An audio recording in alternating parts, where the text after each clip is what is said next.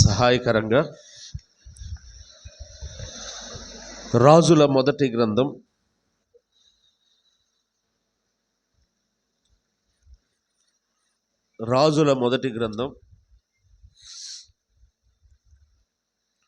రెండవ అధ్యాయం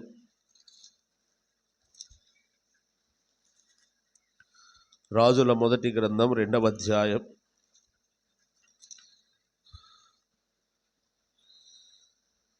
10, 11, 12 వచనాలు మనం చదువుకుందాం. 10, 11, 12 వచనాలు. వాళ్ళిద్దరిని ఇక్కడ కూర్చోబెట్టము, ఇటన్నా పంపించు, నా దగ్గరికి పంపించు, తీసుకొని రావండి. నువ్వు కంట్రోల్ చేయలేకపోతే నాకు దగ్గరికి పంపించు. చదువుకుందాం ఒకసారి అందరం కలిసి. తరువాత దావీదు తన పితరులతో కూడా నిద్ర పొంది దావీదు పట్టణమందు సమాధిలో పెట్టబడెను. దావీదు ఇశ్రాయేలీయులను ఏలిన కాలము 40 సంవత్సరములు. హెబ్రోనులో అతడు 7 సంవత్సరములను, యెరూషలేములో 33 సంవత్సరములను ఏలెను. అప్పుడు సొలొమోను తన తండ్రి అయిన దావీదు సింహాసనం మీద ఆసీనుడాయెను. అతని రాజ్యము నిలకడగా స్థిరపరచబడెను. చిన్న ప్రార్థన. కరుణాసంపన్నుడైన మా ప్రియ పరలోకపు తండ్రి, మీ పరిశుద్ధమైన ఘనమైన ఉన్నతమైన నామాన్ని బట్టి మీ వందనాలు స్తోత్రాలు చెల్లిస్తున్నాం. ఇంతవరకు స్థానిక సంఘాన్ని మీరు బలపరుస్తూ ప్రతి విషయంలో ముందుకు సాగిస్తున్న విధానాన్ని బట్టి మీ వందనాలు స్తోత్రాలు చెల్లిస్తున్నాం. మా అక్కర ఏదైతే ఉందో, మా అవసరత ఏదైతే ఉందో అది నీ నామ ఘనత కొరకని ఇదిగో ప్రభువా ప్రతి ఒక్కరూ గ్రహించులాగున మీరు సహాయం దయచేయండి. మా నామ ఘనత కొరకు మందిరము కట్టబడడానికి కృప చూపించండి. కావలసిన వనరులు, కావలసిన మార్గము, సరళము ఇవన్నీ కూడా మీ మీదే ఆధారపడుతున్నాం. ఇదిగో ప్రభువా అనేక ఆటంకములు సాతానుడు తీసుకొని రాక మానడు. అయినప్పటికీ వాటిని అధిగమించగలిగే ప్రార్థనా శక్తి కలిగి ప్రార్థనలో పోరాడుతూ ఈ మందిర నిర్మాణం జరిగించడానికి మీ కృప చూపించమని ప్రార్థన చేస్తున్నాం. సహాయం దయచేయండి. అన్ని విషయముల్లో మీ యొక్క జ్ఞానాన్ని మాకు అనుగ్రహించమని ప్రార్థన చేస్తున్నాం. సహాయం దయచేయండి. చదవబడిన లేఖనాన్ని మా కొరకు దీవించమని మా ప్రభువును మా రక్షకుడైన యేసుక్రీస్తు యొక్క అమూల్యమైన నామములో వేడుకొని ప్రార్థిస్తున్నాము తండ్రి. ఆమేన్. ప్రభునందు ప్రేమ మనం చదువుకున్న ఈ భాగము గత 2 సార్లు 2 ఆదివారాలు మనం కొన్ని సంగతులు ఈ 5వ అధ్యాయంలో మనం ధ్యానిస్తూ వచ్చాం. ఇంట్రడక్షన్గా మనం ఈ వచనాలు చదువుకున్నాం. దావీదు మరణించాడు కదా. 10, 11, 12 వచనాల్లో ఉన్న భాగం ఏంటి అంటే దావీదు మరణించాడు, సమాధి చేయబడ్డాడు. అది 10వ వచనం సారాంశం. అంత మాత్రమే కాదు, దావీదు ఎన్ని సంవత్సరాలు ఏలాడో, హెబ్రోనును కేంద్రంగా చేసుకుని 7 సంవత్సరాలు, యెరూషలేమును కేంద్రంగా చేసుకుని 33 సంవత్సరాలు దావీదు పరిపాలన చేశాడు అని వ్రాయబడింది. యెరూషలేము అనగా సమాధానమని, హెబ్రోను అనగా సహవాసమని అర్థం. ఇక్కడ సహవాసములో ఉంటూ దావీదు సమాధానకరమైన జీవితాన్ని జీవించాడు. సమాధానం అంటే యెరూషలేము సమాధానానికి సంకేతంగా ఉంది. 2 రకాల అనుభవాలు దావీదు పరిపాలనలో మనం చూస్తాం. ఒకటి యెరూషలేము అనుభవం లేదా హెబ్రోను అనుభవాన్ని మనం చూస్తాం. ఆ తర్వాత యెరూషలేము అనుభవాన్ని మనం చూస్తాం. దావీదు పరిపాలన 2 భాగాలుగా విభజించబడినట్టుగా మనం ఆ వచనాల్లో చూస్తూ ఉన్నాం. ఇది దేనికి సూచన అని మనం గమనించినట్లయితే తెలిసిన వారు చెప్పండి, ఇది దేనికి సూచన? ఈ రెండు దేన్ని సూచిస్తున్నాయి? హెబ్రోను అనగా సహవాసం. రక్షించబడిన దేవుని పిల్లలమైన మనం సంఘ సహవాసములో ఉండాలి. 7 సంఖ్య సంపూర్ణ సంఖ్య కదా. సంపూర్ణం 7 అంటే సంపూర్ణ సంఖ్య అంటారు దాన్ని. అంటే విశ్వాసి యొక్క సంపూర్ణ జీవితం సంఘ సహవాసములో ఉండాలి కదా.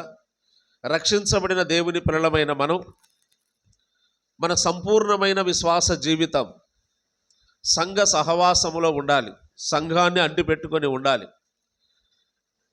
ఉద్యోగాలను బట్టి, రకరకాల పరిస్థితులను బట్టి కొన్ని ఊర్లు మారచ్చు, కానీ ఎక్కడ ఉన్నా కూడా సంఘ సహవాసం అతి ప్రాముఖ్యం. సహవాసములో ఉన్నామా లేదా అనేది చూసుకోవాలి. కొందరు ఉద్యోగరీత్యా మన మధ్య వచ్చిన వారు ఉన్నారు. వారు ఇక్కడికి వచ్చి సంఘముతో సహవాసం చేస్తున్నారు.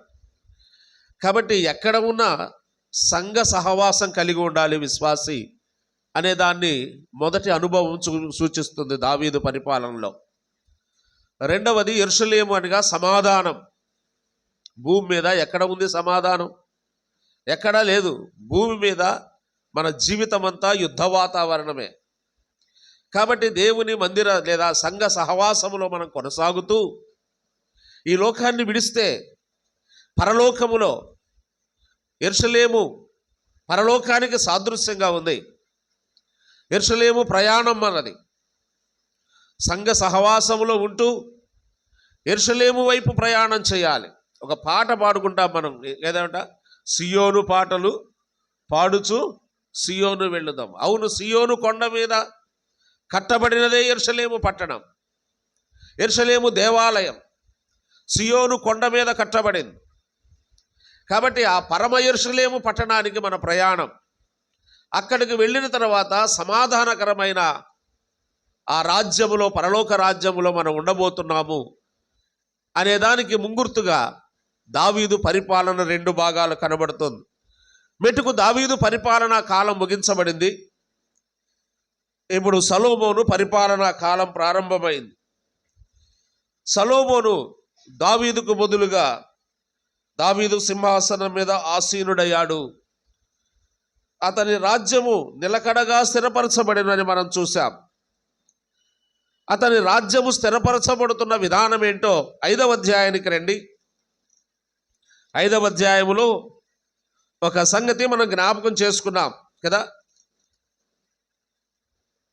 ఏం అంశం జ్ఞాపకం చేసుకున్నాం? దావీదు దేవుని మందిరము మీద తనకున్న మక్కువ చేత కష్టస్థితిలో అనేక సంపదను సమకూర్చాడు. ఆ మందిరము కట్టబడడానికి ఏమేమి కావాలో అవన్నీ కూడా దావీదు తన కష్టస్థితిలో నుండి సమకూర్చి సొలొమోనుకు అప్పగించాడు. కట్టే బాధ్యత సొలొమోను మీద పెట్టబడింది. సొలొమోను ఆ పనికి పూనుకునేవాడుగా కనబడుతున్నాడు. అదే కదా 5వ అధ్యాయంలో మనం చదువుతాం. చూడండి, చదవండి. తరువాత తూరునకు రాజైన హీరాము తన తండ్రికి బదులుగా సొలొమోను పట్టాభిషేకము నొందినని విని తన సేవకులను సొలొమోను యొద్దకు పంపెను. ఏలయనగా హీరాము ఎప్పటికీ దావీదుతో స్నేహముగా ఉండెను. హీరాము వద్దకు సొలొమోను ఈ వర్తమానం పంపాను.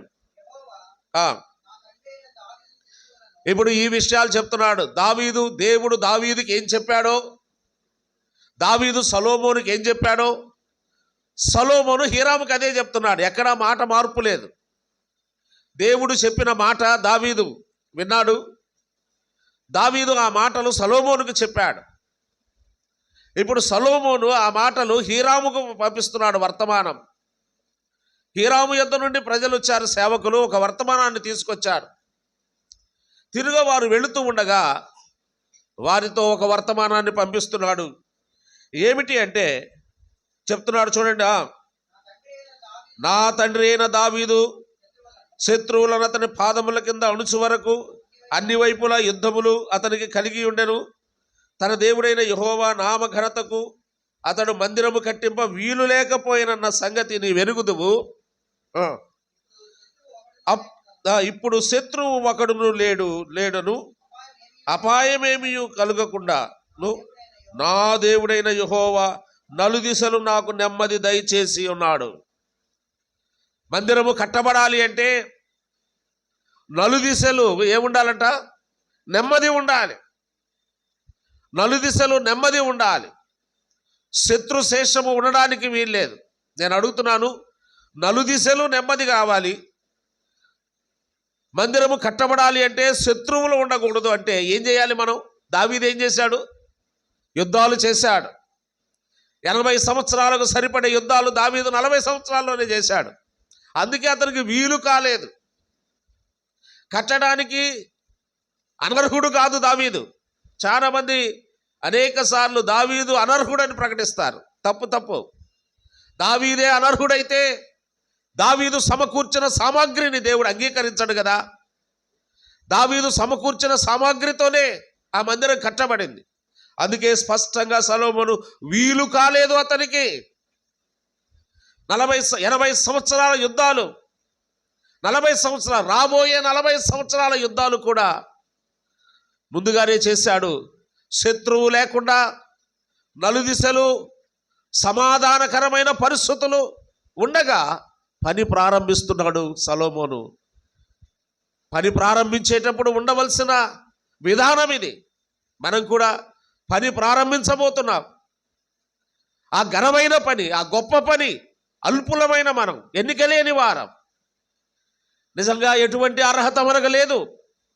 అయినప్పటికీ కూడా దేవుడు మనల్ని ఘనపరిచాడు, దేవుడు మనల్ని హెచ్చించాడు, దేవుడు మనల్ని ప్రేరేపించాడు. ఆ ఘనమైన కార్యం, ఘనమైన పని చేయడానికి అల్పులమైన మనలను, దీనులమైన మనలను, మన ఆర్థిక స్థితి ఎంతో మనకు తెలుసు, మన కుటుంబాల పరిస్థితులు ఏంటో మనకు తెలుసు. వారు నిరుపేదలైనను వారి దాతృత్వము బహు గొప్పది అన్నట్టుగా మాసిదోనియా సంఘస్థుల వలె మనం కూడా అలాగే పోటీ పడిచ్చాం. నిజంగా ప్రారంభం ఆ అద్దంకి మందిర నిర్మాణం కొరకు ప్రారంభించినప్పుడు మొట్టమొదట ఒక ఇద్దరు దంపతులు నా దగ్గరకు వచ్చి 50,000 ఇస్తూ, అప్పటి వరకు అద్దంకి మందిరం నిర్మాణం చేయాలనే ఆ తలంపు కూడా నాకు లేదు. అప్పటికి చుట్టుపక్కల మందిరాలు కట్టే ఆలోచనలోనే ఉన్నాను. నాకు రాలేదు ఆ తలంపు. ఒక ఇద్దరు దంపతులు వచ్చి కరోనా టైంలో 50,000 రూపాయలు తీసుకొచ్చి నా చేతికిచ్చి వాళ్ళు చెప్పారు నాకు అసలు ఆ ఆలోచన, అద్దంకి మందిరం ఏ కాడికి అక్కడ చక్రాయపాలెంలో కట్టాలి మందిరం, అది అయిపోయిన తర్వాత జార్లపాలెంలో స్థలం కొన్నాం కదా దానికి కట్టాలి, అది అయిపోయిన తర్వాత సోమవారపాడులో కట్టాలి, ఎర్రపాలెంలో కట్టాలి, ఇవే ఆలోచనలు ఉన్నాయి. కానీ అద్దంకి మందిర నిర్మాణం కొరకు మేము ఇది ఇస్తున్నామన్నారు. నేను ఆశ్చర్యపోయాను. అసలు ఆ తాటే లేదు కదా, ఎప్పుడు ప్రకటన కూడా చేయలేదు కదా మనం సంఘంలో. అద్దంకి మందిరాన్ని కట్టబోతున్నాం, అద్దంకి మందిర నిర్మాణం చేయాలి అనే ప్రకటన కూడా నేను ఎప్పుడు చేయలేదు అన్నప్పుడు, ఏమో దేవుడు మాకు ఇచ్చిన ప్రేరేపణ అని వాళ్ళు ఇచ్చినప్పుడు, ఆ ప్రేరేపణ ఎవరికి ఇచ్చినా ఒకటే దేవుడు. పాత నిబంధనలు అయితే యాజకులకు కదండి, యాజకులకు ఇచ్చేవాడు ప్రేరేపణ, వాళ్ళు తీసుకొచ్చి ప్రజలతో చెప్పేవాళ్ళు. కానీ మనం క్రొత్త నిబంధన విశ్వాసులం, అందరూ సమానమే, అందరూ యాజకులమైన గోత్రానికి చెందిన వారమే, రాజులైన యాజక సమూహంగా మనల్ని చేశాడు. ఆ రాజరిక వ్యవస్థను, రాజరికాన్ని పాత నిబంధనలో 2 వేరువేరు విభాగాలు, వేరువేరు డిపార్ట్మెంట్లు అవి. కానీ క్రొత్త నిబంధన సాయిన శిలువ రక్తములో సంధి చేసి అన్నాడు కదా, ఆ సంధిలో ఆ యాజరికాన్ని కలిపి సమ్మేళనం చేసి రాజులైన యాజక సమూహంగా మనల్ని చేశాడు ఆయన.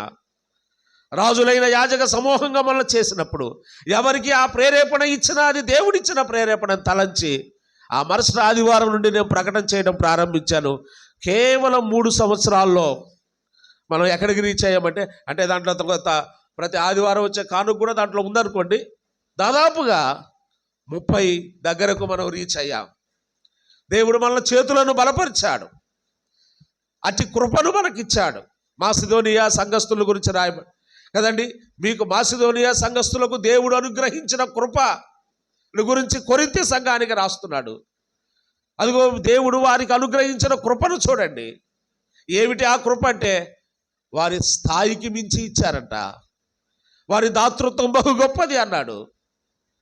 కాబట్టి మనల్ని కూడా దేవుడు ఆశీర్వదించాడు. ఇప్పటి వరకు ఇంతవరకు మనం సమకూర్చుకోవడానికి ప్రభు మనందరినీ ప్రేరేపించాడు. ప్రతి కుటుంబాన్ని, చిన్న పిల్లలను ప్రేరేపించాడు, పెద్దవాళ్ళను ప్రేరేపించాడు, వృద్ధాప్యంలో ఉన్న వాళ్ళను ప్రేరేపించాడు. కొంతమంది ఆ మొత్తం తీసుకొచ్చి ఇస్తూ ఉండగా ధనం, నిజంగా వాళ్ళు ఆ కుటుంబ ఆర్థిక పరిస్థితి నాకు తెలుసు. కొన్ని కుటుంబాలు వాళ్ళు ఇయ్యదగిన దానికంటే ఎక్కువ ఇచ్చారు. వాస్తవంగా వాళ్ళు అంత ఇస్తారని నేను అనుకోలేదు. వాళ్ళ స్థాయిని బట్టి నేను ఎంతో 4వ భాగంలో ఆలోచించాను వాళ్ళని. కానీ వాళ్ళు ఎంత ఉన్నతంగా ఇచ్చారంటే, నిరుపేదలే వాళ్ళు నిజంగా ఇచ్చిన వాళ్ళు. చాలామంది నిరుపేదలైనప్పటికీ కూడా వారి దాతృత్వాన్ని బహుగా దేవుని పని కొరకు చూపించారు.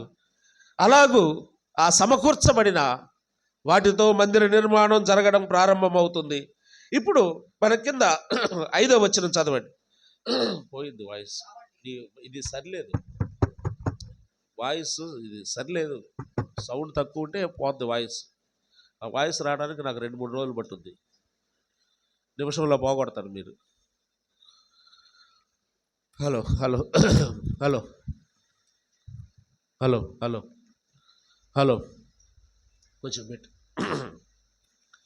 హలో హలో పెట్టురా సౌండ్. రీసౌండ్ వచ్చేదాకా పెట్టి తర్వాత తగ్గించు. హలో ఇప్పుడు తగ్గించు. హలో హలో హలో మంచిది. ఇప్పుడు 5వ వచనాన్ని ఒకసారి చూడండి. కాబట్టి చదువు.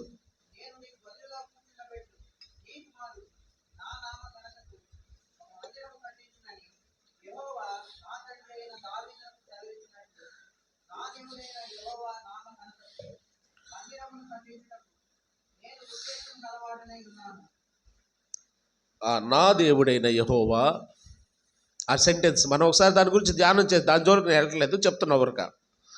మనం ఒక మాట ధ్యానం చేసుకున్నాం గతసారి. ఏంటి చెప్పండి? నా దేవుడైన యెహోవా నామ ఘనత కొరకు మందిరము కట్ట నేను ఉద్దేశము గలవాడనై ఉన్నాను. సొలొమోను యొక్క ఉద్దేశం ఏంటి? సొలొమోను యొక్క రివర్స్లో చెప్పండి, దాన్ని సరిపోద్ది. సొలొమోను యొక్క ఉద్దేశం ఏంటి? యెహోవా తన దేవుడైన యెహోవా, ఆ మాట పలకాలి. నా దేవుడైన యెహోవా నామఘనత కొరకు మందిరము కట్టించ నేను ఉద్దేశము గలవాడనయ్యున్నాను. డబ్బుంటే సరిపోదు, ప్రార్థన చేస్తే సరిపోదు. ప్రతి ఒక్క హృదయములో ఈ ఉద్దేశం కలిగి ఉండాలి. మనం మందిరము కట్టబడాలి అంటే మన ఉద్దేశం, మన గోల్ ఏదై ఉండాలి? అయిపోయేంత వరకు దాని మీదే మన దృష్టి, దాని మీదే మన కాన్సన్ట్రేషన్. మన ఉద్దేశం అది అయి ఉండాలి, మన సబ్జెక్ట్ అది అయి ఉండాలి, మన పాఠ్యాంశం అదే అయి ఉండాలి. ఆలోచన చేసిన, లేచిన, కూర్చున్న, మందిరము పూర్తయ్యేంత వరకు కూడా ఉద్దేశం మారకూడదు ప్రియులారా. సొలొమోను ఒకే ఒక ఉద్దేశం పెట్టుకున్నాడు. ఏమిటి సొలొమోను యొక్క ఉద్దేశం అంటే, మందిరం అయిపోయేంత వరకు ఎవరు ఏది అడిగినా సొలొమోను ఏం చెప్తాడు? యెహోవా, నా దేవుడైన యెహోవా. ఎవరికి మందిరం? నా దేవుడైన యెహోవాకు. మందిరం ఎవరి కొరకు? మన దేవుడైన యెహోవా, మన దేవుని కొరకు. ఆ మాట ఎంత బాగుందండి. మన అనేది ఒక అవినాభావ సంబంధాన్ని తెలియజేస్తుంది. మన దేవుడు, మన దేవుడైన దేవుని మందిరము కొరకు, మన దేవుని మందిరం.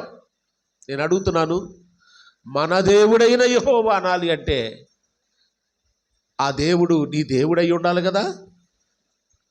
ఆ దేవుడు నీ దేవుడు అయి ఉండాలి కదా. అక్కడ ఎంత ధైర్యంగా నా దేవుడైన యెహోవా అన్నాడు. ఈ మధ్యాహ్న కాల సమయంలో మందిరానికి నువ్వు కూడా ఆర్థికంగా సహాయం చేసావేమో, చేసి ఉండవచ్చు. కానీ నా దేవుడు అని సంబోధించే స్థితి నీకుందా? ఒకసారి ఆలోచన చేసుకోవాలి. నా దేవుడైన యెహోవా అనే మాట అనాలి అంటే ముందు మందిరం ఏడగట్టాలి చెప్పాలి. ఎక్కడ కట్టాలి? హృదయమే నీ ఆలయం క్రీస్తు. ఎక్కడ కట్టాలి? ముందు నీ హృదయాన్ని దేవుని మందిరంగా కట్టాలి. నీ హృదయాన్ని దేవునికి మందిరంగా చేయకుండా ఎన్ని మందిరాలు కడితే ఉపయోగం ఏంటి? ఎన్ని మందిరాలకు నీవు డబ్బు ఇస్తే ఉపయోగం ఏంటి? ఒకవేళ అందరికంటే నువ్వు ఎక్కువే ఇచ్చి ఉండొచ్చు, కానీ నీ హృదయములో మందిరం కట్టుకోకుండా నీ హృదయాన్ని దేవునికి ఒక కోవెలగా, పాట ఒకటి ఉంది కదా, హృదయము కోవెల అంటే గూడు అని అర్థం. ఇదిగో నేను తలుపు వద్ద నిల్చుండి తట్టుచున్నాను, ఎవడైనా నా స్వరం విని తలుపు తీసిన ఎడలా నేను వారిలో ప్రవేశిస్తాను. ప్రవేశించి ఏం చేస్తాడు? హృదయంలో ఏం చేస్తాడు? వరకు కుర్చీ వేసుకొని కూర్చుంటాడా? ఏం చేస్తాడు? మన జీవితాలను కడతాడు, మన కుటుంబాలను కడతాడు. ఆయన కట్టేవాడుగా ఉన్నాడు, నిర్మాణకుడు ఆయన. నీ జీవితం కట్టుకున్నావా? నీ హృదయాన్ని కట్టుకున్నావా? నీ హృదయం పతనావస్థలో ఉందా? పాపస్థితిలో ఉందా? నీ హృదయం అనే మందిరాన్ని ముందు దేవుని కొరకు కట్టు. ఆ తర్వాత ఈ మందిరం, అందుకే అంటున్నాడు నాకు ఉద్దేశం ఉంది అంటాడు. ఉద్దేశాలు ఎక్కడుంటాయి? ఉద్దేశం ఎక్కడుంటుంది? హృదయములో. ఆ ఉద్దేశం తన హృదయాన్ని ముందు, అందుకే నా దేవుడైన యెహోవా అనగలిగాడు. నా దేవుడైన యెహోవా. ఈ మధ్యాహ్న కాల సమయం, దేవుడు నీ దేవుడు కాకపోతే దాని వలన ప్రయోజనం లేదు. ఒకవేళ మందిరానికి నువ్వు ఎంతో ఇచ్చి ఉండొచ్చు, కానీ ఖచ్చితంగా నువ్వు నరకానికే వెళ్ళిపోతావు. నీ హృదయం అనే మందిరాన్ని, నీ హృదయాన్ని దేవుని కొరకు ప్రతిష్ఠించకపోతే, ఆయన సిలువలో నీ కొరకు ప్రాణం పెట్టిన ప్రభువుకు, నీ కొరకు తన ప్రాణాన్ని అర్పించిన ప్రభువుకి నీ హృదయాన్ని అర్పించకపోతే, ఆయన సిలువ మరణాన్ని కూడా అవమానించినట్టు కాదా నీవు నేను? కాబట్టి ఉద్దేశము గలవాడు, దాని గురించి మనం చెప్పుకున్నాం ఆల్రెడీ, దాని గురించి నేను ట్రస్ట్ చేయట్లేదు. ఒకటి సొలొమోను ఏముంది చెప్పండి? మందిరము కట్టాలనే ఉద్దేశం కలిగిన వాడు. 6వ వచనాన్ని చదవండి. చదువు. లెబానోను దేవదారు మ్రాణులను నరికించుటకై నాకు సెలవిమ్ము, నా సేవకులను నీ సేవకులను కలిసి పని చేయుదురు. ఎంత బాగుందండి మాట, ఎంత బాగుందో. హీరాముతో చెప్తున్నాడు సొలొమోను. చెప్పండి, మందిరము కట్టే ఉద్దేశంతో ఉన్నాడు. మందిరము కట్టే ఉద్దేశం కలిగి ఉన్నప్పుడు ఏ ఆలోచనలో ఉండాలి? కలిసి, చెప్పండి ఆ మాట, కలిసి పని చేద్దాం. కలిసి పని చేద్దాం. ఎవరెవరంట? నా సేవకులను నీ సేవకులను కలిసి పని చేద్దారు. ఇక నుండి కలిసి పని చేద్దాం. భేదాలు ఉంటే తీసేసుకుందాం, మనస్పర్ధలు ఉంటే తీసేసుకుందాం, ఒకరికొకరు గిట్టని మనస్తత్వాలు ఉంటే తీసేసుకుందాం. దేవుని పని కలిసి చేయవలసిన వారం. అందరూ కలిసి ప్రార్థించాలి, కలిసి ప్రయత్నించాలి, కలిసి ఆలోచించాలి. ఐక్యత. ఈ వాక్యం, ఈ వచనాన్ని ఒకసారి ఎక్కడో మాట్లాడుతూ టంగుటూరు దగ్గర జయవరం అనుకుంటాను, జయవరం సభల్లో మాట్లాడుతూ చెప్పాను నేను. ఆ సభల్లో ఈరోజు సేవకులు కలిసి పని చేయడానికి ఇష్టపడట్లేదు కదా. వాళ్ళు వస్తే మేము రాము, మేము వస్తే వాళ్ళు రామంటున్నారు. ఈ దుస్థితి మన సంఘాల్లో దాపరించింది. ఈ ఘోరమైన పాపం ఇది. ఎవరైనా కానీ, వాళ్ళు ఎంత పెద్దోళ్ళైనా కానీ, ముఖవంటం లేకుండా నేను చెప్తాను, ఇది ఘోరమైన పాపం. వేదికలెక్కి ప్రసంగాలు చేసేవాళ్ళు రాష్ట్రాలు తిరగేసి వస్తున్నారు, దంచి కొడుతున్నారు ప్రసంగాలు. అబ్బో, గొప్ప ప్రసంగికులుగా పేరు ప్రఖ్యాతులు ఉన్నాయి. ఆఖరికి వాళ్ళు అనేది ఏంటంటే, వాళ్ళు వస్తే మేము రాము, వాళ్ళని పిలిస్తే మేము రాము. కలిసి పని చేయడానికి ఇష్టపడట్లేదు. ఒక సందర్భంలో వెస్ట్ గోదావరిలో ఒక సభలకు నన్ను ముందుగానే డేట్స్ తీసుకున్నారు. డేట్స్ తీసుకున్న తర్వాత, బ్రదర్ మీరు ఒకరు, ఇంకా మీతో పాటు ఒక 2 స్పీకర్స్ని పిలుస్తాము అన్నారు. సరే మంచిది బ్రదర్ అన్నారు. నా దగ్గర డేట్స్ తీసుకున్నారు, డేట్స్ అవి ఫిక్స్ చేశారు. నాతో పాటు మరి యొక్క దైవ సేవకులు ఎవరో పిలిచారు, నాకు గుర్తులేదు. ఇంకొక సేవకుడిని పిలుస్తూ నన్ను అడుగుతున్నాడు ఆయన. ఆ సంఘ పెద్ద నాకు ఫోన్ చేసి అడిగాడు, బ్రదర్ పలానోళ్ళని పిలుద్దాం అనుకుంటున్నాం, వాళ్ళతో పాటు మీరు కలిసి పనిచేస్తారా అని అడిగాడు. ఎంత బాధ వేదన వేసిందంటే నాకు. అంటే ఆ జబ్బు సంఘాల్లో ఉండబట్టే కదా ఆయన అడిగింది. పలాని బ్రదర్ని పిలవద్దాం అనుకుంటున్నాం మేము, ఆ గుంటూరు జిల్లా ఒక ఆయన పేరు చెప్పి ఆయన పిలుద్దాం అనుకుంటున్నాం, మీతో పాటు మీరు ఆయనతో కలిసి ఆ 2 రోజుల సభల్లో వాక్యం చెప్తారా అని అడిగాడు నన్ను. నాకేం ఇబ్బంది లేదు, వస్తాను బ్రదర్ అన్నాను. అట్లా కాదులే, ఈ మధ్య కొంతమందితో కలిసి పని అందుకే అడిగాను అన్నాడు. అప్పుడు నేను ఒక మాట చెప్పాను, బ్రదర్ సాతానుతో తప్ప ఎవరితోనైనా నేను కలిసి పనిచేస్తాను. మనం కలిసి పని చేయకూడదు ఎవరితో చెప్పండి? సాతానుతో కలిసి పని చేయకూడదు. నేను ఇదే చెప్పాను, సాతానుతో తప్ప మీరు నన్ను ఎవరితో పిలిచినా నేను వస్తాను బ్రదర్, నాకేం అభ్యంతరం లేదు. ఐక్యత ఉండాలి ప్రియులారా. ఐక్యత లేకపోతే పని ముందు కొనసాగించలేం. అందుకే ఆ మాట అంటున్నాడు, నా సేవకులను నీ సేవకులను కలిసి పని చేయుదురు. ఒక నిర్ణయానికి వస్తున్నారండి కదండి, ఒక డెసిషన్ మేకింగ్, నిర్ణయము. మొదటిది ఉద్దేశము, రెండవది నిర్ణయము. కలిసి పని చేయుదురు, చేస్తారు అంతే. ఎందుకు చెప్పండి, పైనున్న మాట చెప్పండి. యెహోవా నామ ఘనత కొరకు. మనం కలిసి పని చేసేది నీ పేరు కోసం, నా పేరు ప్రఖ్యాతుల కోసం కాదు, మన పేరు ప్రఖ్యాతుల కోసం కాదు. మందిరం అంతా కట్టబడిన తర్వాత అబ్బా ఫలాని గాస్పుల్ హాల్ వాళ్ళు బాగా కట్టారు, మంచి మందిరం కట్టారు అని అనిపించుకోవడానికి కాదు మనం కట్టాల్సింది. దేని కొరకు? యెహోవా నామ ఘనత కొరకు. ఆయన పరిశుద్ధ సన్నిధి కట్టబడాలి. ఆయన నామ ఘనత కొరకు కట్టబడాలి అంటే ఆ ఉద్దేశం మనం కలిగి ఉండాలి. ఆ ఉద్దేశాన్ని మందిరం ముగించేంత వరకు ఒకే ఉద్దేశం కలిగి ఉండాలి. రెండవది ఒక నిర్ణయం కూడా తీసుకోవాలి. ఏ నిర్ణయం చెప్పండి? కలిసి పని చేద్దాం. కలిసి. ఎందుకు ఫ్యాన్లు వేస్తున్నారు? చాలట్లేదమ్మా, అది వేస్తే వేడి గాలి వస్తుంది మీకు, అందుకే నేను ఆపుతుంది. పోయిన ఆదివారంకి ఇప్పటికి తేడా ఉందా లేదా మందిరంలో చెప్పండి? పోయిన ఆదివారం ఎందుకు ఉన్నా కూడా మనకి చాలా వేడి ఉంది, ఎందుకంటే అది డిశ్చార్జ్ అవుతుంది రేకులది. నేను త్వరగానే ముగిస్తాను. కలిసి పని చేసే వారంగా ఉండాలి. మూడవ మాట ఎందుకు వెళ్దాం చూడండి. 7వ వచనాన్ని చదవండి. నీ ఏర్పాటు చొప్పున నేను నీ సేవకుల జీతము నీకు ఇచ్చేదన. నేను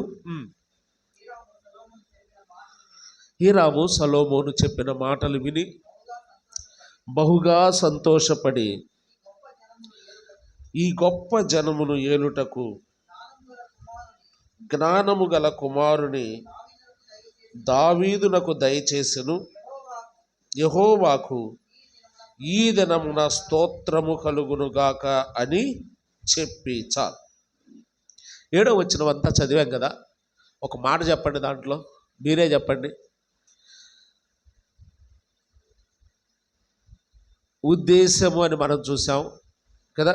తర్వాత 6వ వచనంలో కలిసి పని చేయడం. తర్వాత 7వ వచనంలో కావలసింది ఒక్క మాట పట్టుకోండి అక్కడ. చెప్పాలి.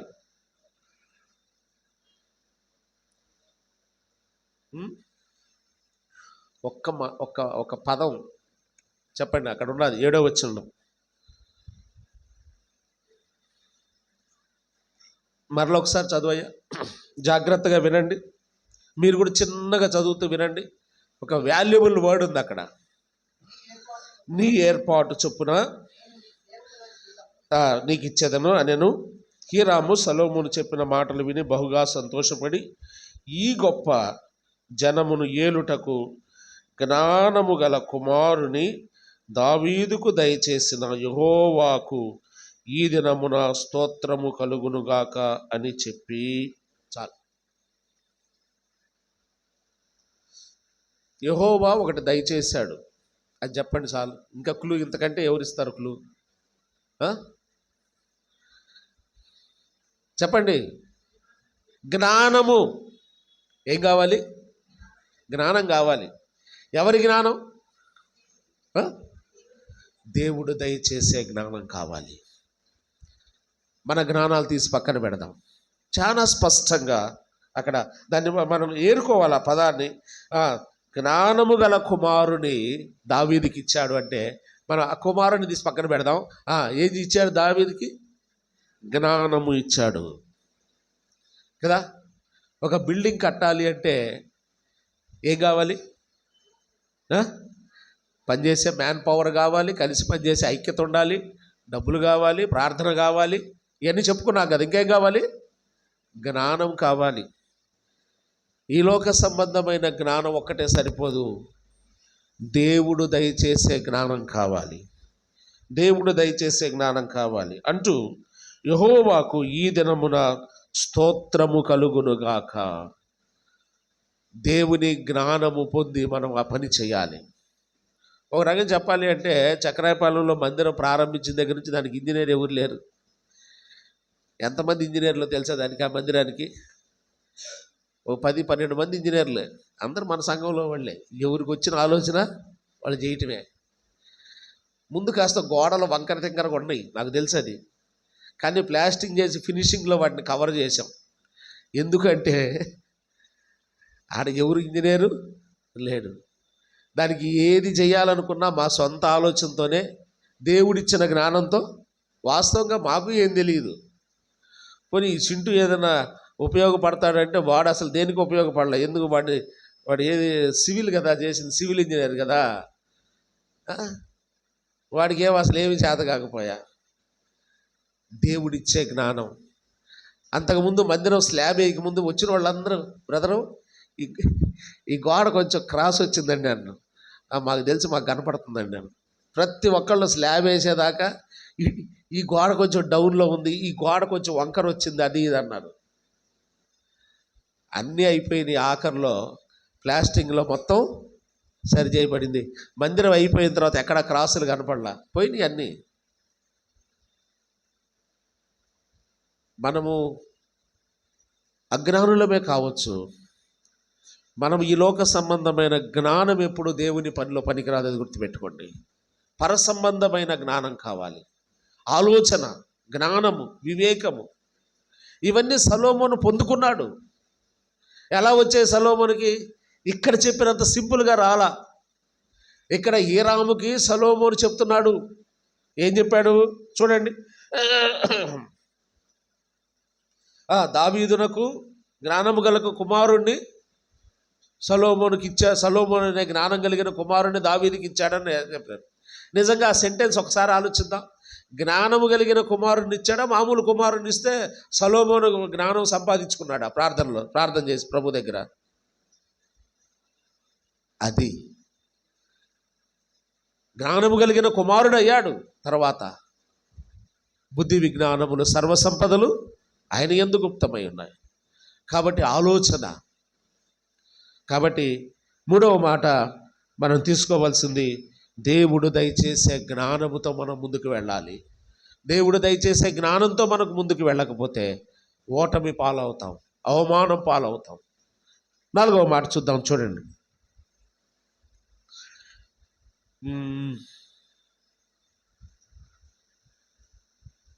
11వ వచనం చూడండి.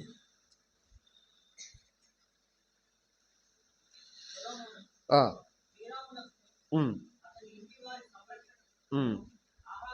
12 చదువయ్యా.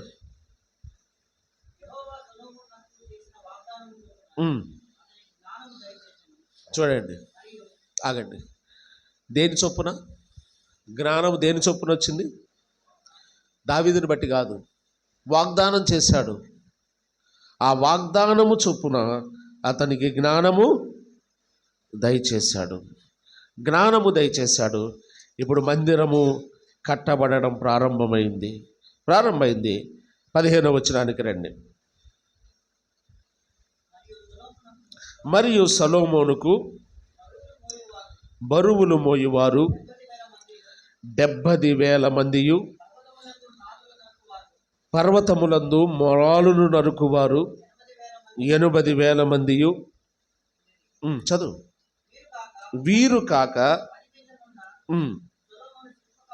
శిల్పకారులకు 3,000 మంది. వీరు పనివారి మీద అధికారులయ్యుండిరి. రాజు సెలవయ్యగా వారు మందిరము యొక్క పునాది చెక్కిన రాళ్లతో వేయుటకు గొప్ప రాళ్లను, మిక్కిలి వెలగల రాళ్లను తెప్పించిరి. అలాగు సొలొమోను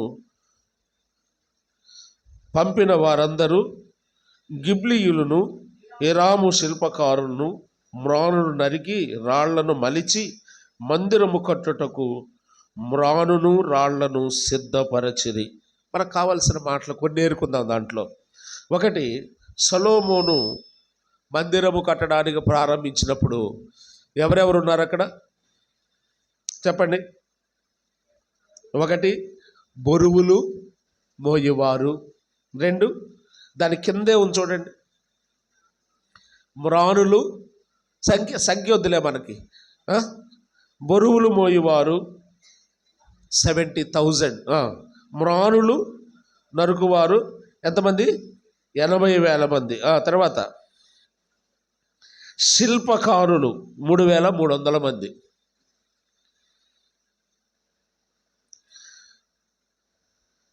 మూడు రకాల ప్రజలు మందిర నిర్మాణములో పాలు పొందారు. ఈ మూడింటిని మనం దేనికి పోల్చుకోవచ్చు? బరువులు మోసేవారు కావాలి మందిరానికి. ఎక్కడి నుంచి తెద్దాం చెప్పండి? బరువులు మోసేవాళ్ళు కావాలంటే గట్టోళ్ళు కావాలి కదా, కాస్త హైటు. హరిబాబు గారు అంత హైట్ ఉండాలి కదా, నా అంత లావో లేకపోతే సీన్ అంత లావో ఆ హైట్లో ఆ లావు ఉంటే కానీ, అట్టోళ్ళు ఉంటే కానీ బరువులు మోయటానికి సరిపోరు కదండి. బరువులు మోయటం మన వల్ల అవుద్దా? బరువులు మోసేవాళ్ళు కావాలి. మరి యాడ్ నుంచి తేవాలి వీళ్ళని చెప్పండి. మందిరం కట్టాలి కదా, బరువులు మోసేవాళ్ళు కావాలి. బరువు దేనికి సంకేతం?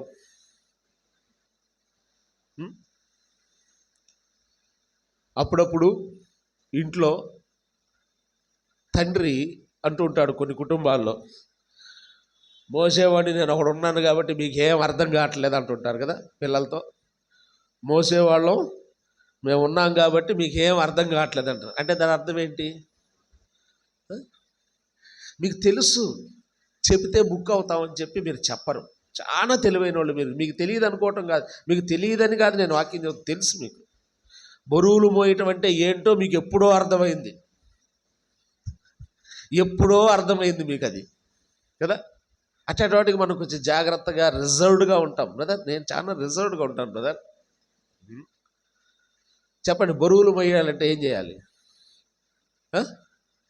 వచ్చి ఆ కంకర, ఇనుము, ఇసుక మోయటమా? చెప్పండి, బరువు మోయటం అంటే ఏంటి చెప్పండి. చెప్తేనే ముగించేది నేను. చెప్పాల్సిందే. మీకు అర్థమైంది చెప్పండి. పోనీ ఫైనాన్షియల్ సపోర్ట్, ఆర్థిక సహకారం కావాలి. బరువులు మోసేవాళ్ళు కావాలి. ఎంతవరకు నీవు బరువు మోయటానికి సిద్ధపడుతున్నావు? మన కుటుంబ బరువు ఎంతైనా మోస్తాం, మధ్యలో దించం కదా. గతసారి మీకు ఒక ఉదాహరణ కూడా చెప్పాను. ఏ ఉదాహరణ మళ్ళీ చెప్పమంటారా? మన ఇంట్లో వాళ్ళకి బాగలేక హాస్పిటల్కి చేర్చామనుకోండి. పోయి బాగలేదు, హాస్పిటల్కి వెళ్ళాలి. హాస్పిటల్ అడ్మిట్ చేసాం, ఐసీయూలో పెట్టి వచ్చాం. డాక్టర్ గారి దగ్గరికి వెళ్ళి, ఏమండి మేము ఈ అబ్బాయికి మా ఫైనాన్షియల్ స్టేటస్ ప్రకారం 50,000 మాత్రమే ఖర్చు పెడతాం. 50,000 అయిపోగానే వాడు బతికినా సచ్చినా మేము తీసుకెళ్తాం ఇంటికి అంటామా? మా కాడ 50,000 ఉన్నాయండి. డాక్టర్ దగ్గరికి వెళ్ళి, అయ్యా మా దగ్గర 50,000 ఉన్నాయి, 50,000 వరకే ట్రీట్మెంట్ చెయ్యి. 50,000కి బిల్లు అయిపోగానే డిశ్చార్జ్ చేస్తే మేము తీసుకెళ్తాం. ఎందుకంటే ఈ అబ్బాయికి ఆరోగ్యానికి మేము 50,000 కంటే ఎక్కువ పెట్టడానికి మాకు ఓపిక లేదు అని అంటామా?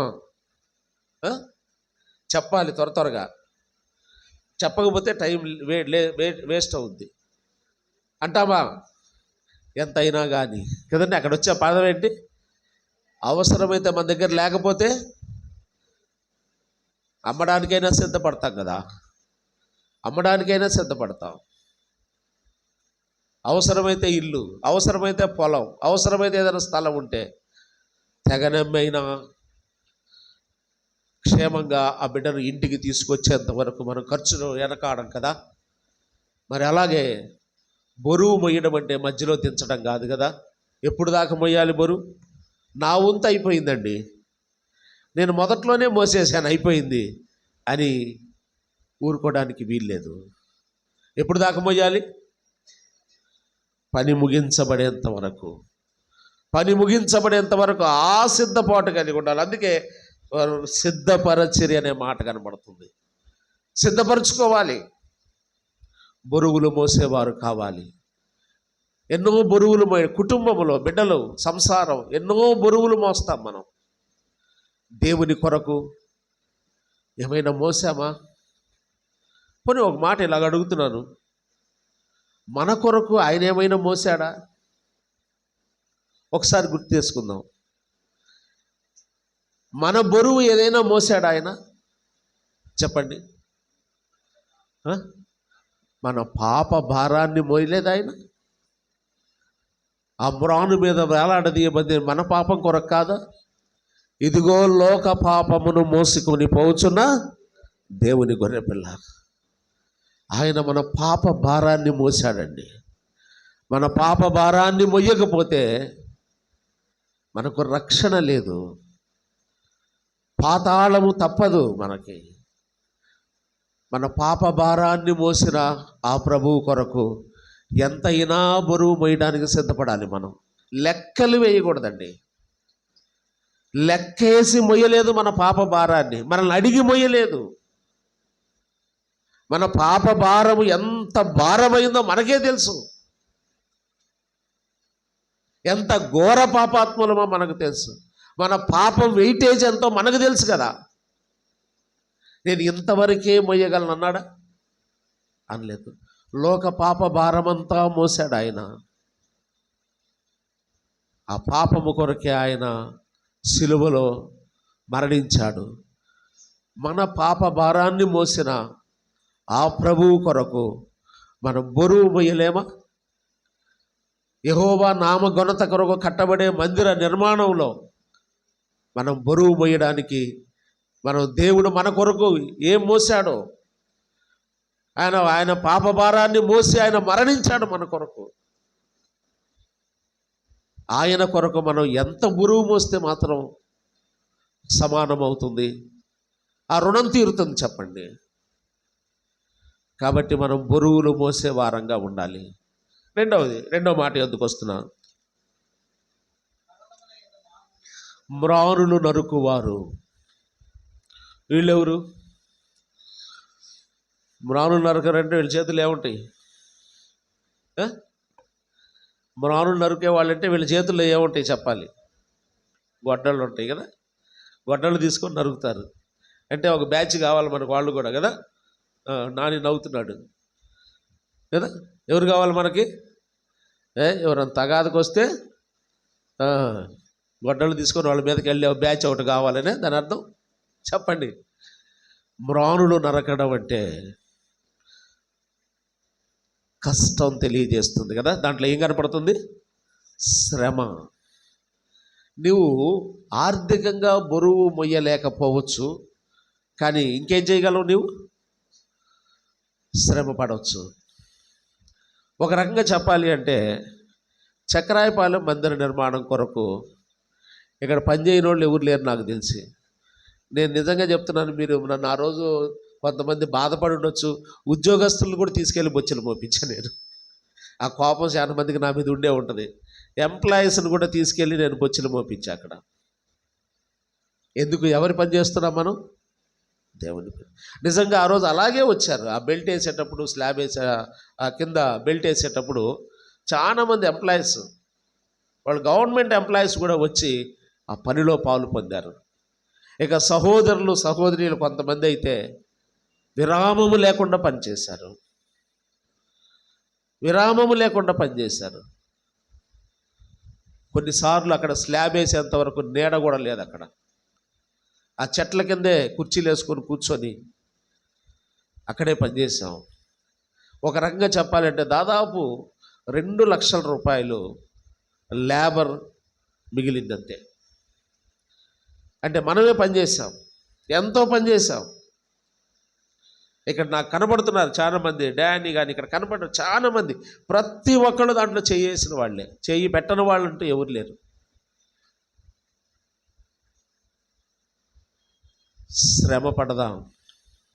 యేసుక్రీస్తు మన కొరకు కలువరి శిలువలో శ్రమ పడలేదా? ఆయన బరువు పాప భారాన్ని మోస్తూ పడిందేంటి? శ్రమ కాదా? ఆయన కొరకు మనం శ్రమ పొందలేమా? కొన్నిసార్లు కొంతమంది శ్రమ పడలేరు, వాళ్ళకి అలవాటు ఉండదు, శ్రమ పడలేరు. ఏదో ఒక దాంట్లో పాలు పొందే వారంగా ఉండాలి. 3 రకాల విధానాలు ఉన్నాయి. ఒకటి, బరువులు మోసే దాంట్లో ఉండాలి. రెండవది చెప్పండి,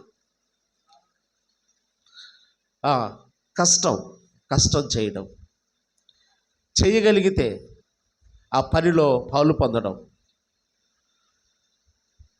మన శ్రమను దేవుని పనికి ఇవ్వాలి, దేవుని మందిరం కొరకు.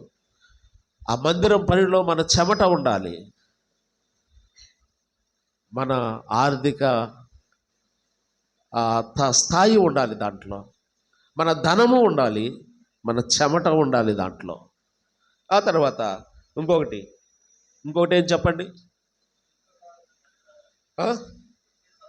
శిల్పకారులు. వీళ్ళు ఏం చేస్తారు? శిల్పకారులు, వీళ్ళ పని ఏంటో చెప్పండి. చెప్పండి, శిల్పకారులు ఏం పని చేస్తారు?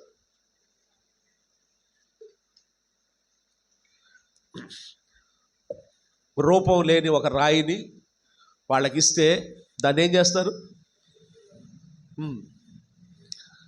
ఒక చక్కటి ఆకారంలోకి తీసుకొని వస్తారు. దేనికి పోలిక చెప్పండి?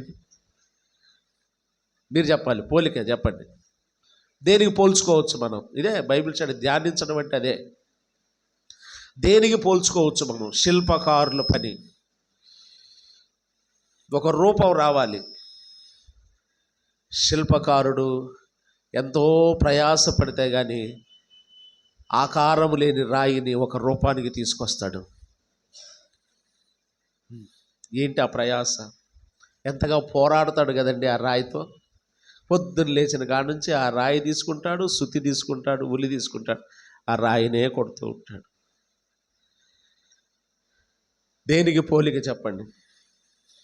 ఒకటి, ఫైనాన్షియల్ సపోర్ట్, బరువులు మోయడం. 2,